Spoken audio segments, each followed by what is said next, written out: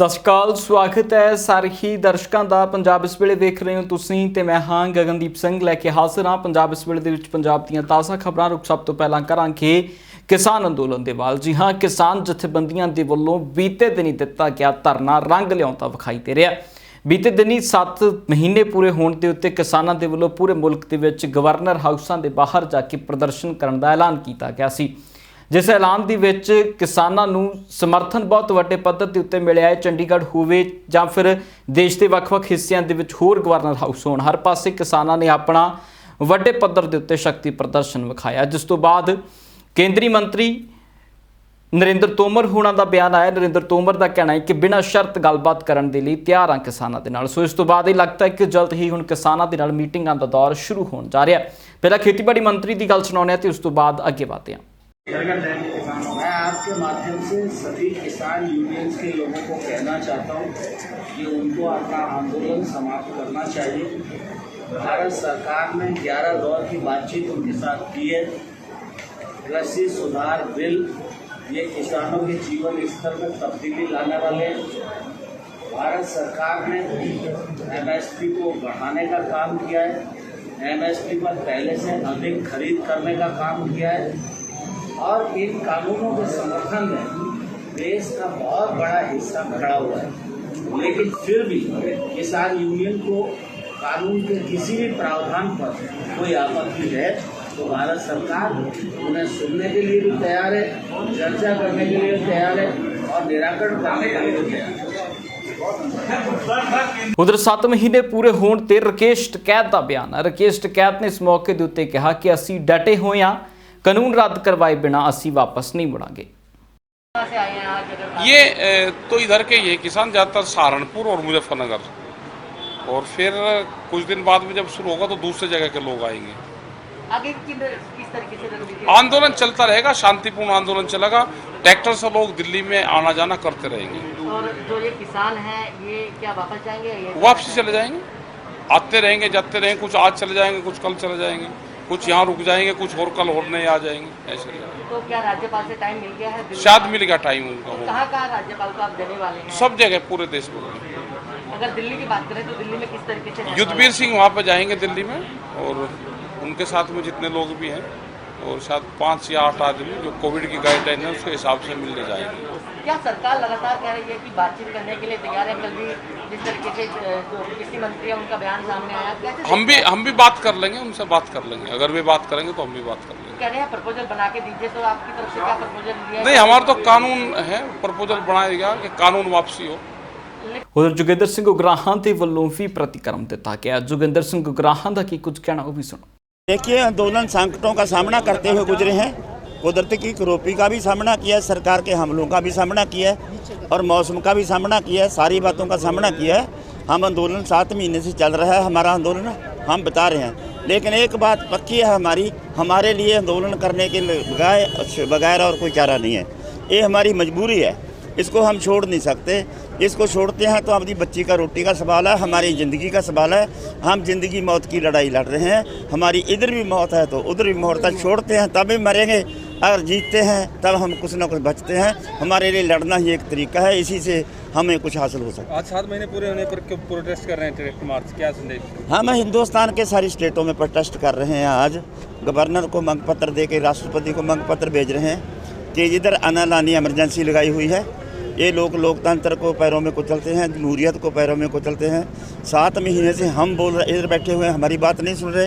ये हमारे आंदोलन को फेल करने की पॉलिसी हर रोज़ की जा रही है, लेकिन हमारी बात सुनने के लिए तैयार नहीं। इसलिए ये कह सकते हैं हम कि आना लानी इमरजेंसी लगी हुई है। आखिर कब होगी बातचीत, कब होगा समाधान? जब सरकार चाहेगी तब हो सकती है बातचीत। समाधान हम तैयार हैं बात करने के लिए, लेकिन सरकार पॉजिटिव सोचेगी तब बातचीत होगी। उधर नवजोत सिंह सिद्धू के वलों ट्विटर वार के दूजे वेग की शुरुआत कर दी गई है। जी हाँ, नवजोत सिंह सिद्धू के इस भाग दूजे STF के वलों जांच की गई नशे की रिपोर्ट नूं जनतक करन ते उसके उत्ते कार्रवाई की मांग की गई है। नाल ही उन्होंने इस ट्वीट के जरिए पंजाब के पुलिस मुखी DGP दिनकर गुप्ता नूं भी निशाने के उत्ते लिया। उन्होंने कई चीज़ां कहने की कोशिश की है कि इन्हां चीज़ों के उत्ते कार्रवाई की जानी चाहिए है। ट्वीट ਦੇ ਵਿੱਚ ਵੀ ਤੁਹਾਨੂੰ ਪੜਾਉਂਦੇ ਆ ਕਿ ਕੀ ਕੁਝ ਲਿਖਿਆ ਹੈ। ਹਾਲਾਂਕਿ ਡੀਜੀਪੀ ਜੋ ਟਵੀਟ ਲਿਖਿਆ ਉਹ ਤੁਸੀਂ ਸਕਰੀਨ ਦੇ ਉੱਤੇ ਜ਼ਰੂਰ ਵੇਖ ਸਕਦੇ ਹੋ, ਜਿਸ ਦੇ ਵਿੱਚ ਡੀਜੀਪੀ ਨੂੰ ਕਈ ਸਵਾਲ ਪੁੱਛੇ ਗਏ ਨੇ ਤੇ ਨਾਲ ਹੀ ਪੰਜਾਬ ਦੇ ਕਈ ਮਸਲਿਆਂ ਦੇ ਉੱਤੇ ਵੀ 2 ਟਵੀਟ ਜਿਹੜੇ ਆਏ ਨੇ ਨਵਜੋਤ ਸਿੰਘ ਸਿੱਧੂ ਦੇ। ਇਸ ਮਸਲੇ ਦੇ ਉੱਤੇ ਸਿੱਧਾ ਚੱਲਦੇ ਹਾਂ ਸੀਨੀਅਰ ਪੱਤਰਕਾਰ ਸੁਰਿੰਦਰ ਡੱਲਾ ਹੋਣਾ ਦੇ ਵੱਲ। ਡੱਲਾ ਸਾਹਿਬ, ਕਿਸ ਤਰ੍ਹਾਂ ਵੇਖ ਰਹੇ ਹੋ ਜੋ ਟਵੀਟਰ ਦੀ ਦੂਸਰੀ ਵਾਰ ਸ਼ੁਰੂ ਕੀਤੀ ਹੈ ਨਵਜੋਤ ਸਿੰਘ ਸਿੱਧੂ ਨੇ? देखो, पहला तो ये कहते सी कई लोग कि नवजोत सिंह सिद्धू ਨੂੰ हाई कमांड ने रोकता, सिद्धू ने इंटरव्यू देती, ਉਹਦੇ ਬਿਆਨ ਮੰਗਾਏ ਜਾ ਰਹੇ ਨੇ। ਅਸਲ 'ਚ ਨਵਜੋਤ ਸਿੰਘ ਸਿੱਧੂ ਮੁੱਦਿਆਂ ਦੇ ਉੱਤੇ ਹਮੇਸ਼ਾ ਹੀ ਟਵੀਟ ਕਰਦਾ ਔਰ ਕੱਲ 2 ਟਵੀਟ ਕੀਤੇ ਨੇ ਨਵਜੋਤ ਸਿੰਘ ਸਿੱਧੂ ਨੇ। ਪਹਿਲਾ ਟਵੀਟ ਕੀਤਾ ਨਵਜੋਤ ਸਿੰਘ ਸਿੱਧੂ ਨੇ ਕਿ 2 ਸਾਲ ਅਕਾਲੀ ਦਲ ਦੇ ਰਾਜ 'ਚ 1.5-2 ਸਾਲ ਇਨਸਾਫ ਨਹੀਂ ਹੋਇਆ ਬੇਅਦਬੀਆਂ ਦਾ, ਕੋਟਕਪੁਰੇ ਦਾ, ਔਰ ਕਾਂਗਰਸ ਦੇ 4 ਸਾਲ 'ਚ ਹਜੇ ਤੱਕ ਮੁਕੰਮਲ ਇਨਸਾਫ ਨਹੀਂ ਮਿਲਿਆ। ਔਰ ਇਹ 6 ਸਾਲ 'ਚ ਨਵਜੋਤ ਸਿੰਘ ਸਿੱਧੂ ਕਹਿੰਦਾ ਕਿ ਮਾੜੀ ਸਿਆਸਤ ਹੁੰਦੀ ਰਹੀ ਹੈ। ਇਹਦੇ 'ਚ ਤਾਂ ਕੋਈ 2 ਰਾਏ ਨਹੀਂ ਆ ਗਗਨ ਕਿ ਸਿਆਸਤ ਹੋਈ ਹੈ ਇਹ ਕੋਟਕਪੁਰੇ ਤੇ ਵੀ ਔਰ ਬਹਿਬਲ ਕਲਾ ਮਾਮਲੇ ਦੇ ਉੱਤੇ ਵੀ, ਔਰ ਖੁੱਲ੍ਹ ਕੇ ਸਿਆਸਤ ਹੋਈ ਹੈ। ਮੈਂ ਦੇਖ ਰਿਹਾ ਸੀ ਕਿ ਜੋਰਾ ਸਿੰਘ ਹੋਣੀ, ਜਸਟਿਸ ਜੋਰਾ ਸਿੰਘ ਦਾ ਕਮਿਸ਼ਨ ਬਣਿਆ। ਜਸਟਿਸ ਜੋਰਾ ਸਿੰਘ ਨੇ 26 ਲੋਕਾਂ ਕੋਲੇ ਅਸਲਾ ਹੋਣ ਦੀ ਗੱਲ ਦੱਸੀ ਜਿਹੜੇ ਪੁਲਿਸ ਦੇ ਮੁਲਾਜ਼ਮ ਸੀ, ਤੇ ਕਿੱਡਾ ਕੁ ਔਖਾ ਸੀ ਆਇਡੈਂਟੀਫਾਈ ਕਰਨਾ ਕਿ ਕਿਹਦੇ ਹਥਿਆਰ ਦੇ ਵਿੱਚੋਂ ਉੱਥੇ ਹਥਿਆਰ ਦੇ ਵਿੱਚੋਂ ਕਾਰਤੂਸ ਹੈ ਜਿਹੜਾ ਉਹ ਚੱਲਿਆ। ਇਹ ਤਾਂ ਪੁਲਿਸ ਬੜੀ ਆਸਾਨੀ ਨਾਲ ਕਰ ਸਕਦੀ ਸੀ। ਔਰ ਜੋਰਾ ਸਿੰਘ ਹੋਣੀ ਇਸ ਗੱਲ ਤੋਂ ਬੜੇ ਹੈਰਾਨ ਨੇ ਕਿ ਜਦੋਂ ਉਹਨਾਂ ਦਾ ਕਮਿਸ਼ਨ ਬਣਿਆ 3 ਮਹੀਨੇ ਲਈ ਕਮਿਸ਼ਨ ਬਣਿਆ ਸੀ ਔਰ ਪਹਿਲੇ 3 ਮਹੀਨੇ ਪੁਲਿਸ ਨੇ ਉਹਨਾਂ ਨੂੰ ਰਿਕਾਰਡ ਹੀ ਨਹੀਂ ਦਿੱਤਾ ਅਕਾਲੀ ਦਲ ਦੇ ਰਾਜ 'ਚ। ਤੇ ਅਕਾਲੀ ਦਲ ਵਾਲੇ ਅੱਜ ਇਲਜ਼ਾਮ ਲਾ ਰਹੇ ਨੇ ਵੀ ਕਾਂਗਰਸ ਸਿਆਸਤ ਕਰ ਰਹੀ ਹੈ। ਕਾਂਗਰਸ ਸਿਆਸਤ ਕਰ ਰਹੀ ਹੈ, ਇਹਦੇ 'ਚ ਕੋਈ 2 ਰਾਏ ਨਹੀਂ ਹੈ। ਕਈ ਲੀਡਰਾਂ ਦੇ, ਕਾਂਗਰਸੀ ਲੀਡਰਾਂ ਦੇ ਬਿਆਨ ਅਜਿਹੇ ਦਿਖਦੇ ਨੇ। ਪੁਰਾਣੀ ਸਿੱਟ ਸੀ, ਅਗਰ ਕੁੰਵਰ ਵਿਜੇ ਪ੍ਰਤਾਪ ਦੇ ਨਾਲ ਬਾਕੀ ਦੇ ਅਫਸਰ ਸਹਿਮਤ ਨਹੀਂ ਸੀ, ਕਹਿੰਦੇ ਉਹਨਾਂ ਨੇ ਲਿਖ ਕੇ ਦਿੱਤਾ ਸੀ ਆਪਣੇ ਡਿਪਾਰਟਮੈਂਟ ਨੂੰ, ਤੇ ਪੰਜਾਬ ਦੇ ਡੀਜੀਪੀ ਸਾਹਿਬ ਨੂੰ ਕਾਰਵਾਈ ਕਰਨੀ ਚਾਹੀਦੀ ਸੀ ਸਿੱਟ ਦੇ ਦੂਜੇ ਮੈਂਬਰਾਂ ਤੇ ਵੀ ਭਾਈ ਅਗਰ ਤੁਹਾਨੂੰ ਕੁੰਵਰ ਪ੍ਰਤਾਪ ਪਸੰਦ ਨਹੀਂ ਤੇ ਆਪਾਂ ਮੀਟਿੰਗ ਕਰਦੇ ਹਾਂ, ਬੈਠ ਕੇ ਦੱਸਦੇ ਹਾਂ, ਆਪਾਂ ਮਸਲੇ ਦਾ ਹੱਲ ਕੱਢਦੇ ਹਾਂ। ਹੋ ਸਕਦਾ ਹੈ ਕੈਪਟਨ ਅਮਰਿੰਦਰ ਵੱਲੋਂ ਇਸ਼ਾਰਾ ਨਾ ਮਿਲਿਆ ਹੋਵੇ। ਦੇਖੋ, ਆ ਵਿਮਨ ਕਮਿਸ਼ਨ ਨੇ ਮੰਤਰੀ ਆ ਚੰਨੀ, ਉਹਦੇ ਬਾਰੇ ਚਿੱਠੀ ਪਾਈ ਅਖਬਾਰ ਦੀ ਕਟਿੰਗ ਦੇ ਆਧਾਰ ਤੇ ਵੀ ਸਾਨੂੰ ਜਾਣਕਾਰੀ ਦਿਓ, ਤੇ ਬੀਬੀ ਮਨੀਸ਼ਾ ਗਲਾਟੀ ਕਹਿੰਦੀ ਜੀ ਮੁੱਖ ਮੰਤਰੀ ਸਾਹਿਬ ਦਾ ਫੋਨ ਆ ਗਿਆ ਵੀ ਅਸੀਂ ਬੀਬੀ ਜੀ ਤੁਹਾਨੂੰ ਜਾਂਚ ਕਰਕੇ ਭੇਜਾਂਗੇ, ਤੇ ਉਹ ਅੱਜ ਤੱਕ ਨਹੀਂ ਜਾਂਚ ਆਈ। ਮਤਲਬ ਕੈਪਟਨ ਅਮਰਿੰਦਰ ਜਾਂ ਮੁੱਖ ਮੰਤਰੀ ਦੇ ਦਖਲ ਤੋਂ ਬਿਨਾਂ ਛੋਟਾ ਜਿਹਾ ਕੰਮ ਵੀ ਨਹੀਂ ਹੁੰਦਾ ਸੂਬੇ 'ਚ। ਇਹਦਾ ਮਤਲਬ ਹੈ ਕਿ ਜਦ ਤੱਕ ਸਾਡਾ ਮੁੱਖ ਮੰਤਰੀ ਜਾਂ ਸਾਡੀ ਸਰਕਾਰ ਕੋਈ ਚੀਜ਼ ਨਹੀਂ ਹੱਲ ਕਰਨਾ ਚਾਹੂਗੀ ਉਹ ਨਹੀਂ ਹੱਲ ਹੋਊਗਾ। ਉਦੋਂ ਅਕਾਲੀ ਦਲ ਨੇ ਨਹੀਂ ਹੱਲ ਕਰਨਾ ਚਾਹਿਆ, ਉਦੋਂ ਤਾਂ ਪ੍ਰਕਾਸ਼ ਸਿੰਘ ਬਾਦਲ ਹੀ ਮੁੱਖ ਮੰਤਰੀ ਸੀ ਨਾ। ਆ ਹੁਣ ਜਿਹੜੇ ਅਕਾਲੀ ਕਹਿੰਦੇ ਨੇ ਗਗਨ ਕਿ ਐਸਡੀਐਮ ਤੋਂ ਜਾਂਚ ਕਰਾ ਲੈਣੀ ਚਾਹੀਦੀ ਸੀ, ਐਸਡੀਐਮ ਤੋਂ ਹੀ ਪੁੱਛ ਲਓ ਵੀ ਕਿਹਨੇ ਹੁਕਮ ਦਿੱਤੇ ਨੇ, ਤੇ ਅਕਾਲੀਆਂ ਨੇ ਆਪ ਪੁੱਛਿਆ ਨਹੀਂ ਐਸਡੀਐਮ ਤੋਂ, ਹੁਣ ਸਲਾਹ ਦੇ ਰਹੇ ਨੇ ਅਕਾਲੀ। 6 ਸਾਲ ਬਾਅਦ ਅਕਾਲੀ ਦਲ ਇਹ ਸਲਾਹ ਤੇ ਆ ਗਿਆ ਵੀ ਕਾਂਗਰਸ ਵਾਲੇ ਐਂ ਕਿਉਂ ਨਹੀਂ ਕਰਦੇ, ਇੰਨਾ ਲੰਮਾ ਹੋ ਗਿਆ, ਸਿੱਟ ਦੇ ਸਿਆਸਤ ਕਰ ਰਹੇ ਨੇ, ਤੇ 1.5 ਸਾਲ ਅਕਾਲੀ ਦਲ ਨੇ ਕਿਉਂ ਨਹੀਂ ਕੀਤੀ। ਜਸਟਿਸ ਜੋਰਾ ਸਿੰਘ ਨੂੰ 3 ਮਹੀਨੇ ਰਿਕਾਰਡ ਨਹੀਂ ਮਿਲਿਆ ਕਮਿਸ਼ਨ ਦਾ, ਪੁਲਿਸ ਵੱਲੋਂ ਕਮਿਸ਼ਨ ਨੂੰ। ਕਮਿਸ਼ਨ ਸਰਕਾਰੀ ਖਰਚੇ ਤੇ ਬਣਦਾ ਹੈ, ਗੱਡੀਆਂ ਦੇ ਤਨਖਾਹਾਂ, ਭੱਤੇ, ਹੋਰ ਪਤਾ ਨਹੀਂ ਮੈਨੂੰ ਤਨਖਾਹ ਕਮਿਸ਼ਨ ਦੀ ਸੀ ਜਾਂ ਨਹੀਂ, ਪਰ ਸੇਵਾ ਸ਼ੁਲਕ ਤਾਂ ਹੋਊਗਾ ਨਾ ਜੀ। ਕੋਈ ਕਮਿਸ਼ਨ 'ਚ ਮੁਫਤ 'ਚ ਥੋੜ੍ਹੀ ਆਪਣੀ ਸੇਵਾ ਦਊਗਾ। ਮੈਂ ਕਹਿੰਦਾ ਮੁਫਤ 'ਚ ਵੀ ਇਹੋ ਜਿਹੇ ਮਾਮਲੇ 'ਚ ਕਮਿਸ਼ਨ ਸੇਵਾ ਦੇ ਦੂਗਾ। ਗੱਡੀ ਤਾਂ ਨਹੀਂ ਬਿਨਾਂ ਪੈਟਰੋਲ ਤੋਂ ਚੱਲੂ ਜਾਂ ਪਾਣੀ ਨਾਲ ਚੱਲੂ ਗੱਡੀ। ਹੁਣ ਜਸਟਿਸ ਜੋਰਾ ਸਿੰਘ ਨੂੰ ਫਿਰ ਅਗਲੇ 3 ਮਹੀਨੇ ਕਮਿਸ਼ਨ ਦੀ ਮਿਆਦ ਵਧਾਈ, ਤਾਂ ਕਿਤੇ ਜਾ ਕੇ ਉਹਨਾਂ ਨੇ ਜਾਂਚ ਪੜਤਾਲ ਕੀਤੀ, ਤੇ ਫਿਰ ਸਰਕਾਰ ਨੇ ਉਸ ਕਮਿਸ਼ਨ ਨੂੰ ਇਨ ਬਿਨ ਲਾਗੂ ਹੀ ਨਹੀਂ ਕੀਤਾ। ਉਹੀ ਰਣਜੀਤ ਸਿੰਘ ਕਮਿਸ਼ਨ ਦੇ ਨਾਲ ਹੋਇਆ। ਆ ਹੁਣ ਤੀਜੀ, ਪੰਜਵੀਂ, ਇਹ ਦੂਜੀ ਸਿੱਟ ਆ ਗਈ, ਇੱਕ ਸਿੱਟ ਅਕਾਲੀ ਦਲ ਨੇ ਬਣਾਈ, ਤੀਜੀ ਸਿੱਟ ਆ ਗਈ। ਔਰ ਸਿੱਧੂ ਨੇ ਆਪਣੇ ਟਵੀਟ 'ਚ ਸਾਰਾ ਖੁਲਾਸਾ ਕਰਤਾ ਵੀ ਇਹ ਦੋਨੇ ਪੋਲੀਟੀਕਲ ਪਾਰਟੀਆਂ, ਦੇਖੋ ਸਿੱਧੂ ਦੀ ਬੇਬਾਕੀ ਕੀ ਹੈ, ਭਾਵੇਂ ਉਹ ਕਾਂਗਰਸ 'ਚ ਹੈ ਪਰ ਉਹ ਸੱਚ ਤੇ ਖੜਾ ਹੈ। ਔਰ ਮੈਨੂੰ ਇਹ ਲੱਗਦਾ ਕਿ ਰਾਹੁਲ ਗਾਂਧੀ ਦਾ ਥਾਪੜਾ ਹੋਣਾ ਸਿੱਧੂ ਨੂੰ ਗਗਨ, ਕਿਉਂਕਿ ਜਿਹੜੇ ਹਰੀਸ਼ ਰਾਵਤ ਜਾਂ ਹੋਰ ਲੋਕ ਕਹਿੰਦੇ ਸੀ ਵੀ ਸਿੱਧੂ ਨੂੰ ਹਾਈ ਕਮਾਂਡ ਸੱਦੂਗੀ, ਉਹਨੂੰ ਪੁੱਛੂਗੀ, ਵੀ ਜਦੋਂ ਹਾਈ ਕਮਾਂਡ ਨੇ ਕਹਿਤਾ ਮਾਮਲਾ ਸਾਡੇ ਧਿਆਨ 'ਚ ਹੈ, ਸਿੱਧੂ ਟਵੀਟ ਨਾ ਕਰੇ, ਪ੍ਰੈਸ 'ਚ ਬਿਆਨ ਨਾ ਦੇਵੇ, ਸਿੱਧੂ ਨੇ ਤਾਂ ਫਿਰ ਟਵੀਟ ਕਰਤਾ। ਮੈਨੂੰ ਲੱਗਦਾ ਹਾਈ ਕਮਾਂਡ ਦਾ ਥਾਪੜਾ ਹੈ। ਹਾਈ ਕਮਾਂਡ ਵੀ ਚਾਹੁੰਦੀ ਹੈ ਕਿ ਇਹ ਸਾਰੇ ਮਾਮਲੇ ਨੇ ਜਿਹੜੇ ਵਾਅਦੇ ਕੀਤੇ ਸੀ ਅਸੀਂ 2017 'ਚ, ਉਹਨਾਂ 'ਤੇ ਜਸਟਿਸ ਆਵੇ। ਬਹੁਤ ਬਹੁਤ ਧੰਨਵਾਦ ਡੱਲਾ ਸਾਹਿਬ ਇਸ ਖਬਰ ਦੇ ਉੱਤੇ ਵਿਸਥਾਰ ਦੇ ਨਾਲ ਗੱਲਬਾਤ ਕਰਨ ਦੇ ਲਈ। ਤੇ ਹੁਣ ਬਾਅਦ ਅਗਲੀ ਖਬਰ ਦੇ ਵੱਲ। ਬੀਤੇ ਦਿਨ ਐਸਆਈਟੀ ਦੇ ਵੱਲੋਂ ਸੁਖਵੀਰ ਸਿੰਘ ਬਾਦਲ ਦੇ ਕੋਲੋਂ 4 ਘੰਟੇ ਪੁੱਛਗਿੱਛ ਕੀਤੀ ਗਈ ਹੈ। 4 ਘੰਟੇ ਦੀ ਪੁੱਛਗਿੱਛ ਤੋਂ ਬਾਅਦ ਸੁਖਵੀਰ ਸਿੰਘ ਬਾਦਲ ਦੇ ਨਾਲ ਗੱਲਬਾਤ ਜੋ ਹੋਈ ਹੈ, ਉਸ ਤੋਂ ਬਾਅਦ ਅਕਾਲੀ ਦਲ ਕਾਫੀ ਭਖਿਆ ਨਜ਼ਰ ਆਇਆ। ਅਕਾਲੀ ਦਲ ਦੇ ਸੀਨੀਅਰ ਆਗੂਆਂ ਦੇ ਵੱਲੋਂ ਪ੍ਰੈਸ ਕਾਨਫਰੰਸ ਕਰਕੇ ਇਸ ਸਾਰੇ ਮਸਲੇ ਨੂੰ ਸਕ੍ਰਿਪਟਡ ਦੱਸਿਆ ਜਾ ਰਿਹਾ। ਉਹਨਾਂ ਦਾ ਕਹਿਣਾ ਹੈ ਕਿ ਇਸ ਦੇ ਹੁਕਮ ਸਿੱਧੇ ਰਾਹੁਲ ਗਾਂਧੀ ਦੇ ਵੱਲੋਂ ਜਾਰੀ ਹੋਏ ਨੇ, ਜੋ ਕਿ ਕਾਨੂੰਨੀ ਹੁਕਮਾਂ ਦੀ ਉਲੰਘਣਾ ਹੈ। ਰਿਕੁਐਸਟ ਵੀ ਕਰਦੇ ਆ ਪਰ ਨਹੀਂ ਜਾਣਦੇ। ਐ ਆ ਵੀ ਜਿਵੇਂ ਐਮਰਜੈਂਸੀ ਲੱਗੀ ਅਸੀਂ ਤੇ ਕੋਆਪਰੇਟ ਕਰਨ ਵਾਸਤੇ, ਭਾਵੇਂ ਸਾਨੂੰ ਸਾਰਿਆਂ ਨੂੰ ਪਤਾ ਹੈ ਵੀ ਇਹ ਸੋਨੀਆ ਗਾਂਧੀ ਤੇ ਰਾਹੁਲ ਗਾਂਧੀ ਨੇ ਜਿਹੜੀ ਤਾਜ਼ਾ ਸਕ੍ਰਿਪਟ ਦਿੱਲੀ 'ਚ ਲਿਖ ਕੇ ਤੇ ਜਿਹੜੀ 3 ਦਿਨ ਦੀ ਟ੍ਰੇਨਿੰਗ ਕਰਾਈ ਹੈ ਇਹਨਾਂ ਨੂੰ ਅਕਾਲੀ ਲੀਡਰਸ਼ਿਪ ਨੂੰ ਬਦਨਾਮ ਕਰਨ ਦੀ, ਇਹ ਉਸ ਸਕ੍ਰਿਪਟ ਨੂੰ ਜਿਹੜਾ ਹੈਗਾ ਪੂਰਾ ਕੀਤਾ ਜਾ ਰਿਹਾ। ਪਰ ਫਿਰ ਵੀ ਸਾਰੀ ਦੇਖੋ ਸੀਨੀਅਰ ਲੀਡਰਸ਼ਿਪ ਹੈ, ਪੀਸਫੁਲੀ ਆਪਣੇ ਲੀਡਰ ਦੇ ਨਾਲ ਚਟਾਨ ਵਾਂਗੂ ਖੜੀ ਹੈ, ਕੋਈ ਰੌਲਾ ਪਾਉਣ ਵਾਸਤੇ ਤਾਂ ਆਇਆ ਨਹੀਂ। ਲੇਕਿਨ ਫਿਰ ਵੀ ਜਿਹੜੀ ਹੈ ਰੁਕਣਾ ਕਿਸੇ ਵੀ ਤਰੀਕੇ ਜਾਇਜ਼ ਨਹੀਂ ਹੁੰਦਾ। ਡੈਮੋਕ੍ਰੇਟਿਕ ਕੇਸ ਦੇ ਵਿੱਚ ਸਾਡੇ ਵੀ ਕੋਈ ਰਾਈਟਸ ਹੈ, ਕੋਈ ਕਿਸੇ ਦੇ ਕੰਮ 'ਚ ਵਿਗੜ ਨਹੀਂ ਪਾ ਰਿਹਾ। ਲੇਕਿਨ ਜੇ ਸੁਨੀਲ ਜਾਖੜ ਰਾਹੁਲ ਗਾਂਧੀ ਦੀ ਅਨਾਉਂਸਮੈਂਟ ਕਰੇਗਾ ਕਿ ਰਾਹੁਲ ਗਾਂਧੀ ਸੁਨਿਸ਼ਚਿਤ ਕਰਨਗੇ ਇਹਨਾਂ ਨੂੰ ਕਿਵੇਂ ਫੜਨਾ, ਇਹਨਾਂ ਨੂੰ ਕਿਵੇਂ ਫਰੇਮ ਕਰਨਾ, ਤਾਂ ਹੁਣ ਫਰੇਮ ਦੇ ਜਿਹੜੇ ਡਿਕਸ਼ਨਰੀ ਮਤਲਬ ਹੈ ਉਹ ਸਾਨੂੰ ਜਨਤਾ ਨੂੰ ਸਮਝਾਉਣ ਵਾਸਤੇ ਬਾਹਰ ਤਾਂ ਆਉਣਾ ਪਊਗਾ। ਜਿਵੇਂ ਨਵਜੋਤ ਸਿੱਧੂ ਹੋਰਾਂ ਨੇ ਕਿਹਾ, ਦੇਖੋ ਸਿੱਟ ਅਜੇ ਇਨਵੈਸਟੀਗੇਸ਼ਨ ਕਰ ਰਹੀ ਆ, ਅਸੀਂ ਪੂਰਾ ਸਹਿਯੋਗ ਦੇ ਰਹੇ ਹਾਂ। ਪਹਿਲਾਂ ਸਾਹਿਬ ਪ੍ਰਕਾਸ਼ ਸਿੰਘ ਬਾਦਲ ਹੋਰਾਂ ਨੇ ਵੀ, ਅੱਜ ਸਾਹਿਬ ਸੁਖਬੀਰ ਸਿੰਘ ਬਾਦਲ ਹੋਰਾਂ ਨੇ ਵੀ ਪੂਰਾ ਸਹਿਯੋਗ ਦੇ ਕੇ ਸਮਾਂ ਲਾਇਆ ਜਿੰਨਾ ਉਹਨਾਂ ਨੇ ਕਿਹਾ। ਪਰ ਸਰ ਨਵਜੋਤ ਸਿੰਘ ਸਿੱਧੂ ਦਾ ਸਵੇਰ ਦਾ ਮੀਡੀਆ ਤੇ ਬਿਆਨ ਚੱਲ ਰਿਹਾ ਕਿ ਇਹ ਜਿਹੜੀ ਸਿੱਟ ਆ ਇਹ ਜਲਦੀ ਹੀ ਇਨਸਾਫ ਦੇਗੀ। ਇਹਦਾ ਮਤਲਬ ਉਹਨੇ ਇਨਵੈਸਟੀਗੇਸ਼ਨ ਮੁਕੰਮਲ ਕਰ ਲਈ, ਇਨਵੈਸਟੀਗੇਸ਼ਨ ਦੇ ਰਿਜ਼ਲਟ ਵੀ ਉਹਨੇ ਆਊਟ ਕਰਤੇ। ਤੇ ਇਹ ਤਾਂ ਇੱਕ ਬਹੁਤ ਵੱਡੀ ਸਿਸਟਮ ਨੂੰ ਚੈਲੰਜ ਆ, ਅਦਾਲਤਾਂ ਦੇ ਫੈਸਲੇ ਨੂੰ ਚੈਲੰਜ ਆ, ਔਰ ਜਿਹੜੇ ਕਾਂਗਰਸ ਦੇ ਅੰਦਰ ਲੁਕਵੇਂ ਏਜੰਡਾ ਜਿਹੜਾ ਹੈ ਉਹਨੂੰ ਜਗ ਜ਼ਾਹਰ ਕਰ ਰਿਹਾ। ਔਰ ਸ਼੍ਰੋਮਣੀ ਅਕਾਲੀ ਦਲ ਮਹਿਸੂਸ ਕਰ ਰਿਹਾ ਕਿ ਪੰਜਾਬ ਦੀ ਬਰਬਾਦੀ ਤੇ ਤਬਾਹੀ ਲਈ ਇਹ ਜਿਸ ਤਰ੍ਹਾਂ ਮਨਸੂਬੇ ਰਚ ਕੇ ਮਤਲਬ ਝੂਠੇ ਲਾਰੇ ਲਾ ਕੇ ਝੂਠੇ ਵਾਅਦੇ ਕਰਕੇ ਪੰਜਾਬ ਦੇ ਲੋਕਾਂ ਤੋਂ ਸਤਾ ਹਥਿਆਈ। ਜਿਹੜਾ ਬਾਈਬਲ ਕਲਾ ਸੀ ਜਿੱਥੇ 2 ਡੈਥ ਹੋਈਆਂ, ਉੱਥੇ ਕਦੀ ਅੱਜ ਤੱਕ ਤੁਸੀਂ ਕਦੀ ਕੋਈ ਪਬਲਿਕ ਪ੍ਰੋਸੀਕਿਊਟਰ ਨਹੀਂ ਲਾਇਆ, ਕੋਈ ਦੂਜਾ ਨਹੀਂ ਲਾਇਆ। ਤੇ ਇਹ ਜਿਹੜਾ ਡਰਾਮਾ ਜਸਟਿਸ ਰਣਜੀਤ ਸਿੰਘ ਕਰ ਗਿਆ ਸੀ ਇੱਕ ਟੈਲੀਫੋਨ ਦੇ ਬੇਸ ਤੇ, ਜਿਹਦੇ 'ਚ ਹਾਈ ਕੋਰਟ ਨੇ ਆਪਣੇ ਆਪ ਹੀ ਲਾਹਨਤਾਂ ਪਾਤੀਆਂ ਕਿ ਜੇ ਮੁੱਖ ਮੰਤਰੀ ਸਾਹਿਬ ਨੇ ਚੰਗਾ ਕੰਮ ਕੀਤਾ, ਅੱਧੀ ਰਾਤ ਨੂੰ ਪੁੱਛਿਆ ਕਿ ਉੱਥੇ ਜ਼ਿਆਦਾ ਤਣਾਅ ਆ, ਧਿਆਨ ਰੱਖੋ, ਉੱਥੇ ਸ਼ਾਂਤੀ ਰੱਖੋ, ਤੇ ਤੁਸੀਂ ਉਸ ਗੱਲ ਨੂੰ ਉਲਟਾ ਸਾਜ਼ਿਸ਼ ਦੇ ਤੌਰ ਤੇ ਪੇਸ਼ ਕੀਤਾ। ਹਾਈ ਕੋਰਟ ਦੇ ਜੱਜ ਸਾਹਿਬ ਨੇ ਕਿਹਾ ਤੇ ਉਸ ਇੱਕ ਟੈਲੀਫੋਨ ਕਰਕੇ ਇਹੀ ਜਿਹੜੀ ਕੱਲੀ ਸਿੱਟ ਹੈ ਤੁਹਾਡੇ ਵਾਸਤੇ ਇੰਪੋਰਟੈਂਟ ਹੋ ਗਈ, ਕਿਉਂਕਿ ਇਹਦੇ ਵਿੱਚ ਸਿੰਗਲਾ ਸਾਹਿਬ ਦੀ ਨਿਯੁਕਤੀ ਵੀ ਜ਼ਰੂਰੀ ਸੀ, ਇਹਦੇ ਵਿੱਚ ਵਿਜੀਲੈਂਸ ਦੇ ਰਿਟਾਇਰਡ ਅਫਸਰਾਂ ਦਾ ਵੀ ਜਾਣਾ ਜ਼ਰੂਰੀ ਸੀ, ਕਿਉਂਕਿ ਨੀਅਤ ਸਿਰਫ ਰਾਜਨੀਤੀ, ਨੀਅਤ ਕੋਈ ਇਨਸਾਫ ਦੇਣ ਦੀ ਨਹੀਂ, ਨੀਅਤ ਜਿਹੜੀ ਆ ਉਹ ਪਹਿਲੇ ਦਿਨ ਤੋਂ ਰਾਜਨੀਤੀ ਦੀ।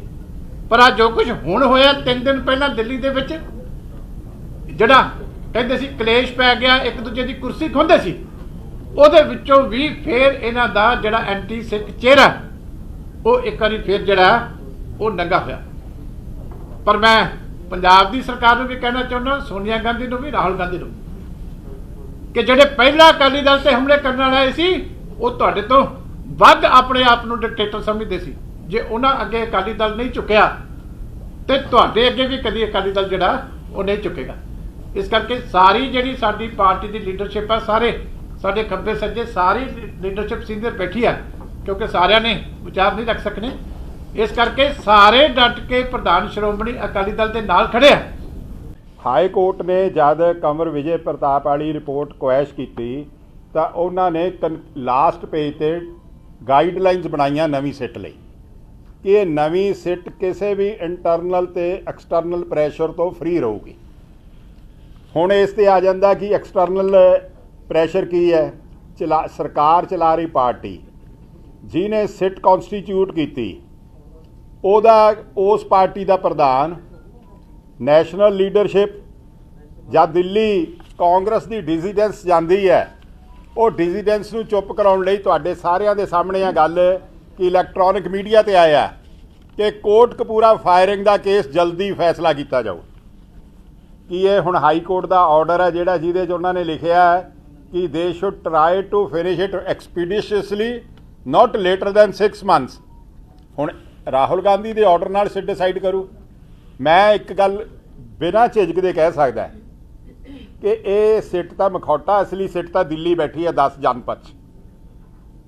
ਫੈਸਲਾ ਉੱਥੇ ਹੋਣਾ ਕਿਉਂਕਿ ਕਾਂਗਰਸ ਦਾ ਐਂਟੀ ਪੰਜਾਬ ਤੇ ਐਂਟੀ ਸਿੱਖ ਫੇਸ ਨੰਗਾ ਹੈ। ਉਧਰ SIT ਦੀ ਪੁੱਛਗਿੱਛ ਤੋਂ ਬਾਅਦ ਸੁਖਬੀਰ ਸਿੰਘ ਬਾਦਲ ਗੋਲਡਨ ਹੱਟ ਤੇ ਮਾਲਕ ਦੇ ਕੋਲ ਪਹੁੰਚੇ ਨੇ। ਗੋਲਡਨ ਹੱਟ ਉਹੀ ਹੈ ਜਿਸ ਹੋਟਲ ਦੇ ਮਾਲਕ ਦੇ ਵੱਲੋਂ ਲਗਾਤਾਰ ਕਿਸਾਨਾਂ ਦੀ ਮਦਦ ਕੀਤੀ ਜਾ ਰਹੀ ਸੀ, ਪਰ ਇਸ ਦੇ ਢਾਬੇ ਨੂੰ ਸਰਕਾਰ ਦੇ ਵੱਲੋਂ ਬੰਦ ਕਰਵਾ ਦਿੱਤਾ ਗਿਆ, ਭਾਵ ਕਿ ਇਸ ਦੇ ਢਾਬੇ ਦੇ ਗੇਟ ਦੇ ਉੱਤੇ ਬੈਰੀਕੇਡਿੰਗ ਕਰਵਾ ਦਿੱਤੀ ਗਈ, ਜਿਸ ਤੋਂ ਬਾਅਦ ਬਹੁਤ ਵੱਡਾ ਨੁਕਸਾਨ ਇਸ ਢਾਬਾ ਮਾਲਕ ਨੂੰ ਹੋ ਰਿਹਾ, ਜਿਸ ਤੋਂ ਬਾਅਦ ਇਸ ਨੇ ਰੋਂਦੇ ਹੋਏ ਇੱਕ ਵੀਡੀਓ ਵੀ ਜਾਰੀ ਕੀਤੀ ਸੀ ਤੇ ਹੁਣ ਵੱਡੇ ਪੱਧਰ ਦੇ ਉੱਤੇ ਸਮਰਥਨ ਇਸ ਢਾਬਾ ਮਾਲਕ ਨੂੰ ਮਿਲ ਰਿਹਾ।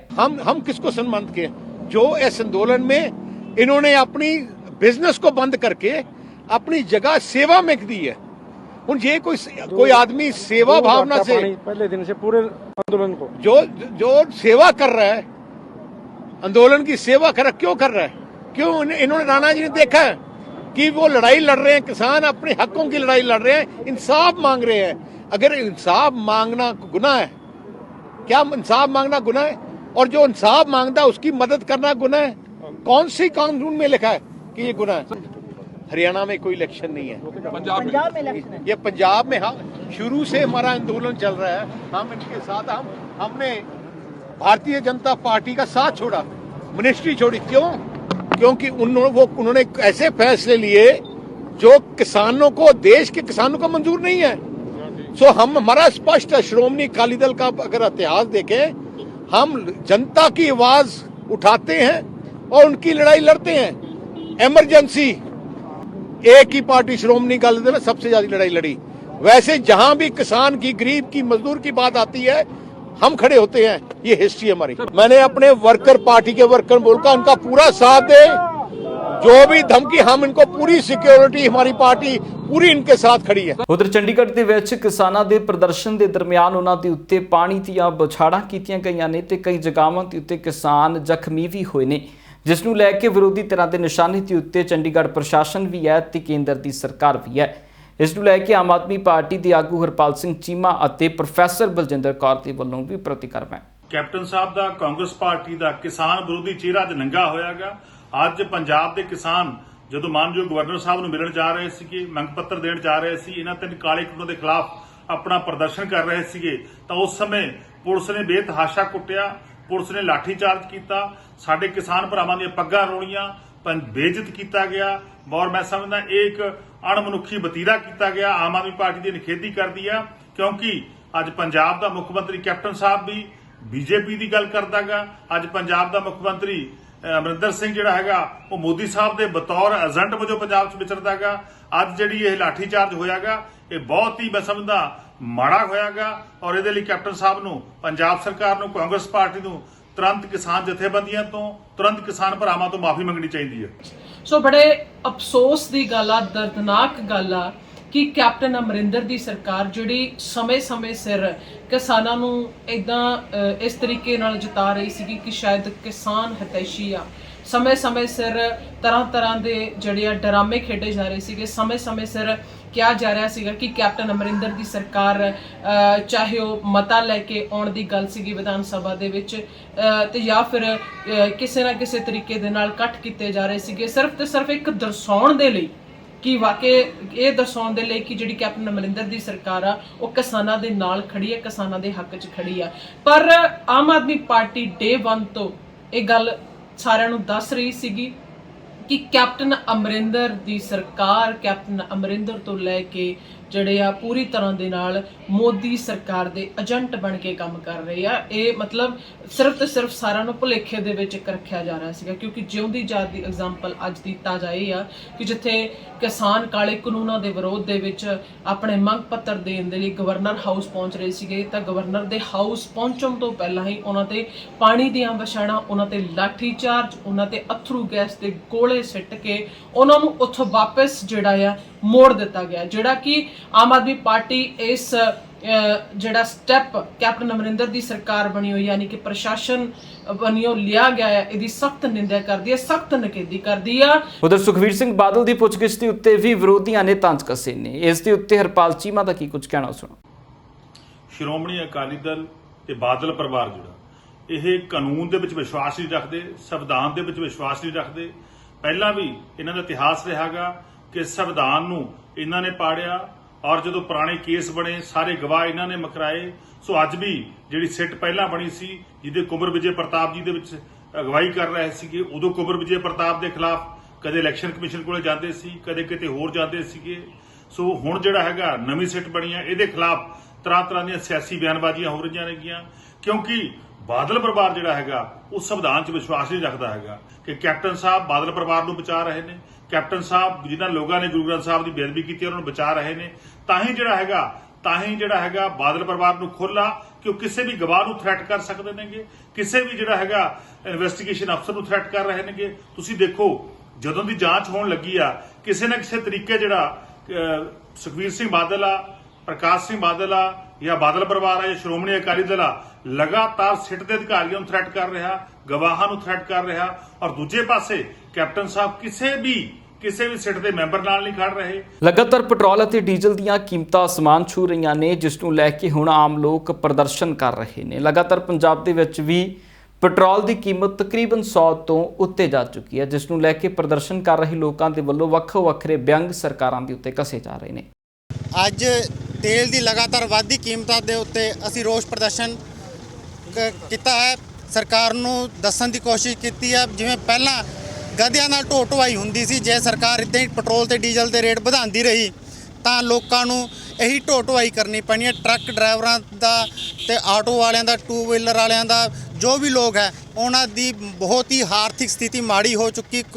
ਪੈਟਰੋਲ ਦੇ ਰੇਟ ਵਧਣ ਕਾਰਨ ਸਰਕਾਰ ਉਸ ਦੇ ਉੱਤੇ ਬਿਲਕੁਲ ਧਿਆਨ ਨਹੀਂ ਦੇ ਰਹੀ, ਉਹਨਾਂ ਨੂੰ ਸਿਰਫ ਖਜ਼ਾਨਾ ਭਰਨ ਤੇ ਲੱਗੀ ਆ, ਫਿਰ ਵੀ ਲੋਕਾਂ ਨੂੰ ਸਹੂਲਤ ਨਹੀਂ ਦੇ ਪਾ ਰਹੀ।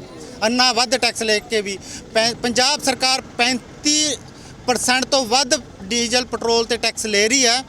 ਉਹਦੇ ਉਲਟ ਦਿੱਲੀ ਸਰਕਾਰ ਇਹ ਤੋਂ ਕਾਫੀ ਘੱਟ ਟੈਕਸ ਲੈ ਕੇ ਵਧੀਆ ਸਰਕਾਰ ਚਲਾ ਰਹੀ ਹੈ। ਡੀਜ਼ਲ ਦੇ ਵੱਧਦੇ ਰੇਟ ਹੈ ਜੀ, ਇੰਸ਼ੋਰੈਂਸ ਦੇ ਰੇਟ ਵੱਧ ਰਹੇ ਦਿਨ ਪਰ ਦਿਨ, ਟਾਇਰਾਂ ਦੇ ਰੇਟ ਵੱਧ ਰਹੇ ਆ, ਕੋਈ ਸੁਣਵਾਈ ਨਹੀਂ ਟਰਾਂਸਪੋਰਟਰ ਦੀ ਹੋ ਰਹੀ ਜੀ, ਕੋਈ ਕੁਝ ਨਹੀਂ ਹੋ ਰਿਹਾ ਜੀ। ਟਰਾਂਸਪੋਰਟਰ ਹਰ ਥਾਂ ਤੇ ਲੁੱਟਿਆ ਜਾ ਰਿਹਾ ਹੈ ਜੀ।